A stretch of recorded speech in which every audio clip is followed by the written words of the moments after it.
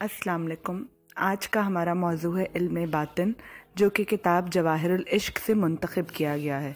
कुरान करीम तमाम अलूम का मजमू है। आप जो चाहें इसमें से हासिल कर सकते हैं, लेकिन रूहानी अलूम के लिए कामिल मुर्शिद का होना लाजिम है, क्योंकि ये इल्म निगाह और शफ़क़त और मोहब्बत से मिलता है।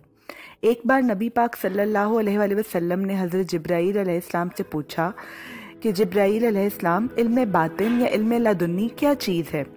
जिब्राईल अलैहिस्सलाम ने जवाब दिया कि मैंने अल्लाह ताला से इल्म बातिन के बारे में पूछा तो अल्लाह पाक ने फरमाया, ये एक ऐसा इल्म है जो मेरे और मेरे ख़ास बंदों के दरमियान राज है, और इसमें फ़रिश्तों को भी अमल दखल की इजाज़त नहीं है, यानी डायरेक्ट रब की दात से राब्ता हो जाता है।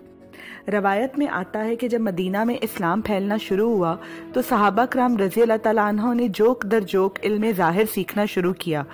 तो एक बार नबी पाक सल्लल्लाहु अलैहि वसल्लम इस बात पर रंजीदा हो गए कि इल्म ज़ाहिर तो सभी सीख रहे हैं, लेकिन इल्म बातिन कोई नहीं सीख रहा।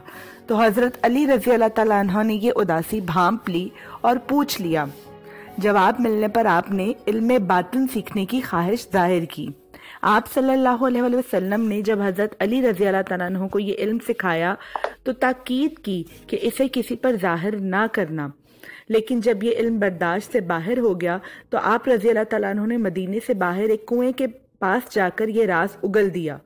कुआं भी ये राज बर्दाश्त ना कर सका और उसका पानी खून की तरह सुर्ख हो गया। नबी पाक सल्लल्लाहु अलैहि वसल्लम ने सबसे पहले हज़रत अली रज़ी अल्लाह तआला अन्हु को इस इल्म बातिन से रोशनास करवाया, जो आज तक आप रज़ी अल्लाह तआला अन्हु के ज़रिए से आगे बढ़ता चलता आ रहा है। ये इल्म नाफिया भी कहलाता है, यानी ऐसा इल्म जो दुनिया में रहकर भी फ़ायदामंद है और आखिरत में भी फ़ायदामंद है। बाज़ फ़ुक़रा ने इसे ज़िंदगी का लाजमी जुज़ करार दिया है कि इसके बिना बख्शिश नहीं होगी।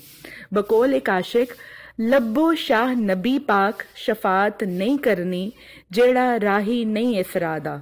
बहुत शुक्रिया, जज़ाकल्लाह।